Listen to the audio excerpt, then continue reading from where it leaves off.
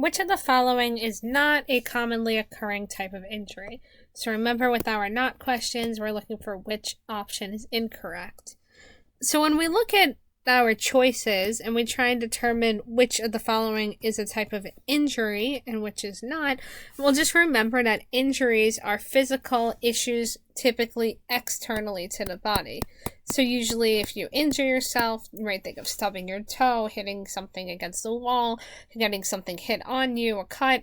These are all damages to the outside of the body, as opposed to disorders and illnesses that are typically something that occurs inside your body. So let's look at the choices and see which ones match this, or well, which ones do not match this, since it is a not question.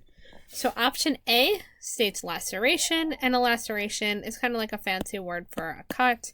If you have a little paper cut, or you get caught on something and you have a cut that's bleeding, that's a laceration.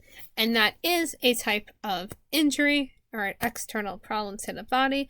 And the question is asking which is not a type of injury, so we can eliminate it. Option B states abrasion, and that also is a minor surface trauma, which again is an external problem or injury, so we can eliminate option B.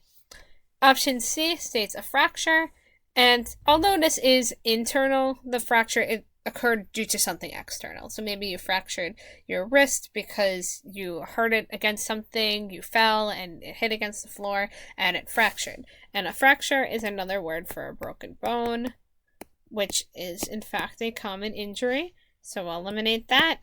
So then hopefully option D should be our answer, since we eliminated the above, dehydration. And that is correct, because dehydration is not an injury. This is an internal issue where there's not enough fluids in the body and you become dehydrated, which is not an injury. So we could choose option D.